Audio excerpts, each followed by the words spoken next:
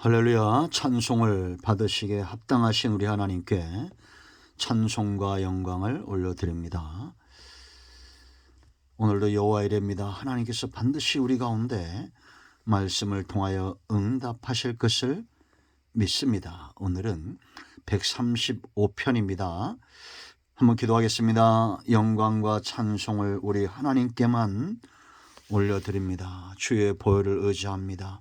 우리의 모든 죄를 사하시고 성령 하나님 충만하게 우리 가운데 역사하시옵소서.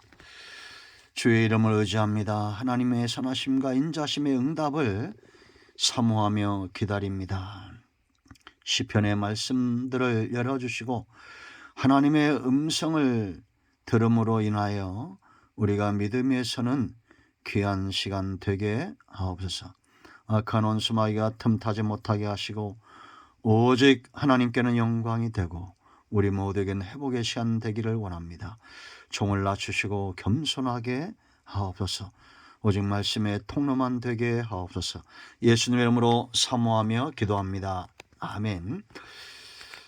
135편을 2시간에 걸쳐서 먼저 보는데요. 1절부터 14절 말씀까지 먼저 보겠습니다. 할렐루야. 여호와 이름을 찬송하라. 여호와의 종들아 찬송하라. 여호와의 집 우리 여호와의 성전 곧 우리 하나님의 성전들에 서 있는 너희여 여호와를 찬송하라. 여호와는 선하시며 그 이름이 아름다우시니 그의 이름을 찬양하라.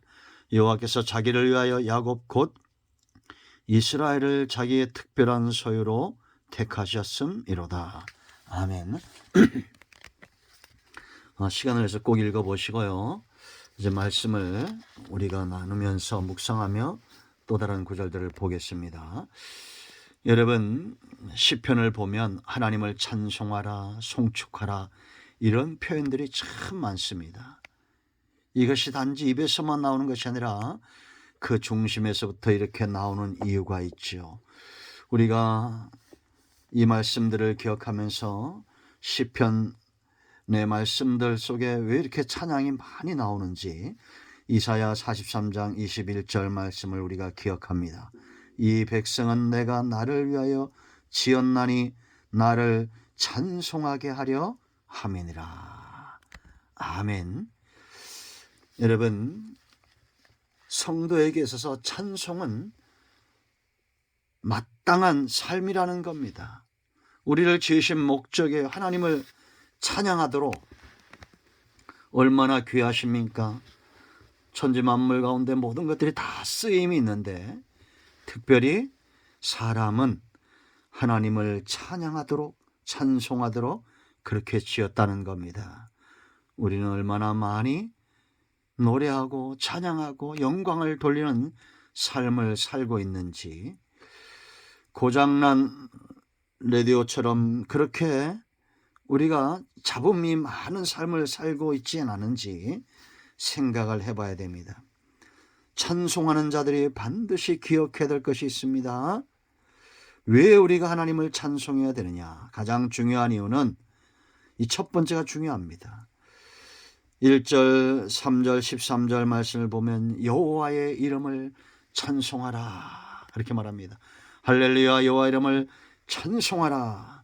3절 말씀 보면 여호와를 찬송하라. 여호와는 선하시며 그의 이름이 아름다우니 그의 이름을 찬양하라.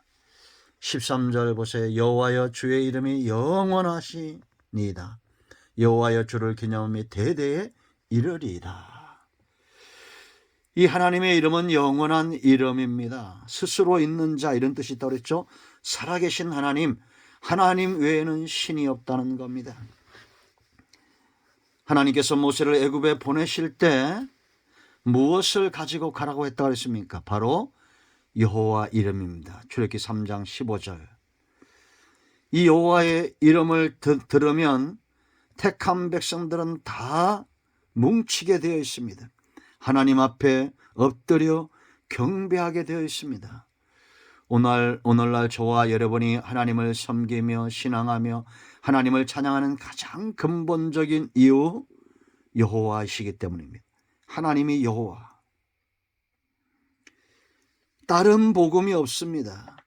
성도에게 있어서 어떤 이유보다도 하나님이 가장 중요한 찬송의 이유가 되는 것입니다.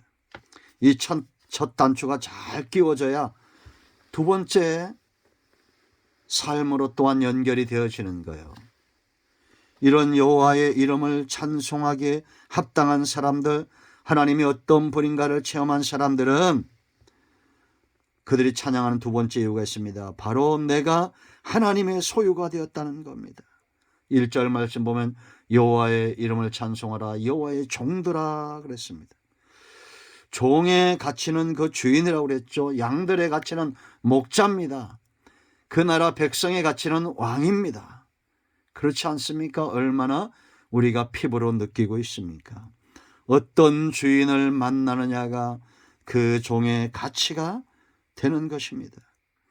그런데 하나님이 이런 종들을 어디에 두셨느냐? 2절 여호와의 집, 우리 여호와의 성전, 곧 우리 하나님의 성전들에 서 있는 너희여. 우리가 성막을 이미 배웠지만 동쪽에 하나의 문, 구원의 문이 있습니다. 이것은 계시의 문이고 구원의 문이죠. 예수님에 대해서 잘 보여주는 그런 문입니다. 이 문을 들어선 자들이 뜰에서 경험하는 가장 놀라운 복은 그들의 죄가 사함을 받는다는 겁니다. 번제단에서 제물이 주고 원죄가 사함을 받고 물두멍에서 수족을 씻어 잡은 죄가 사함을 받습니다. 이제는 성소로, 지성소로 나갈 수 있는 이 모든 휘장과 담들이 다 무너져서 누구든지 주의 이름을 부르며 하나님께 나아가고 그 이름을 의지하여 구원을 얻고 그 이름을 의지하여 하나님을 만납니다. 소유가 된 거예요. 여러분 4절 보세요. 여호와께서 자기를 위하여 야곱 곧 이스라엘을 자기의 특별한 소유로 택하셨다라는 겁니다.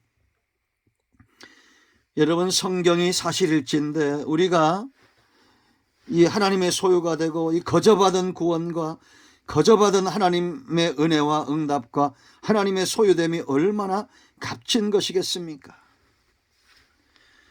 여러분 우리가 조금만 지각 있는 성도라면 세상의 그 어떤 것보다도 하나님의 소유됨의 이 축복과 바꾸지 않을 겁니다. 또 다른 것에 가치를 부여하지 않을 거예요. 나의 주, 나의 하나님, 나의 힘이 되신 여호와여, 내가 주님을 사랑합니다. 고백하는 저와 여러분 되어야 되겠습니다. 여호와의 이름을 아는 자, 그 하나님의 소유됨 때문에 감사하는 거예요. 세 번째는 이런 하나님의 소유가 됐다는 것은 이제는 뭐와 연결이 됩니까? 기업과 연결이 됩니다. 5절로 12절까지 내용들을 보세요. 여러분 하나님의 소유가 된 것은 종이 아들의 신분을 회복한 것이고 노예가 상속자가 된 것입니다. 열방의 주인으로 부름을 받은 거예요. 여러분 이스라엘 백성들이 애굽에서 430년 동안 오랜 세월 있었지만 그들이 어떨 때보다도 수고하고 노력했지만 노예입니다. 그렇지 않습니까? 이유가 뭡니까? 주인 때문입니다. 주인. 아무리 땀을 흘리고 노력을 해도 주인이 사탄이면, 세상이고 바로면 노예입니다. 신분의 노예요, 돈의 노예요, 건강의 노예요, 모든 것들의 노예입니다. 이들을 이끌어내어 하나님은 이제 정금 같은 믿음으로 연단하시는데 딴 것이 아니에요. 왜 연단이 길어집니까? 하나님 외에는 나의 하나님이 없고 여호와만 나의 하나님이고 나는 그의 백성이라는 이 한 가지 믿음을 위해서 하나님은 광야에서 40년간 연단시키는 겁니다.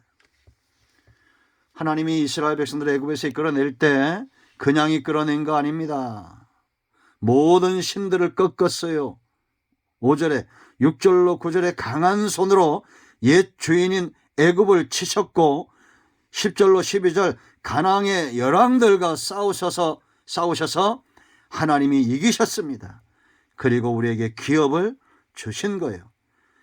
여러분, 중요한 사실은 지금도 하나님의 싸우심과 일하심은 지금도 계속된다는 겁니다. 먼저는 저와 여러분을 세상에서 이끌어내기 위한 싸움을 하시고, 그 다음부터는 우리 마음에서 세상을 이끌어내기 위한 정금 같은 믿음의 사람들, 우리 중심에 더 이상 어떤 세상적인 욕심이나 세상적인 그런 노예 근성들을 가지지 않도록 하나님이 씨름하신다. 하나님이 주실 기업이 어떤 것일까요? 놀라운 것은 우리가 이 땅에서 그것을 다 누리면 큰 축복인데, 하나님 나라 갔을 때 우리가 누리지 못한 것들이 있는 것을 보게 될 것이다 라는 겁니다.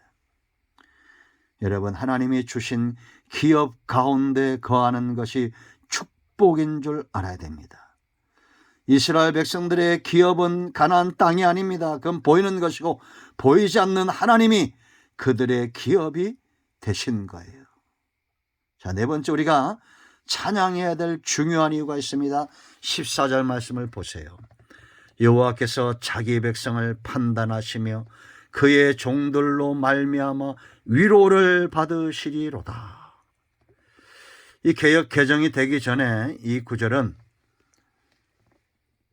하나님께서 자기 백성을 심판하시고 그 종들을 긍휼히 여기신다, 이렇게 되어졌습니다. 이 말이 사뭇 다른 것 같죠? 그런데 맥이 같습니다. 이건 어떤 의미냐? 하나님은 자기 백성을 긍휼히 여기셔야 되는데, 왜 그 백성들이 긍휼히 여김을 받고 회복되는 것이 하나님 편에서는 위로가 되신다라는 겁니다. 여러분들이 부모라고 생각해 보세요. 가장 부모에게서 큰 위로는 뭐겠어요? 자녀들이 노예로 살지 않고 이 땅에서 하나님 나라의 주권을 갖는 상속자로 살고 영이 잘된 같이 범사가 잘 되는 그런 존재로 살아갈 때에 부모의 마음에 기쁨이 있죠. 이 하나님도 그런 겁니다.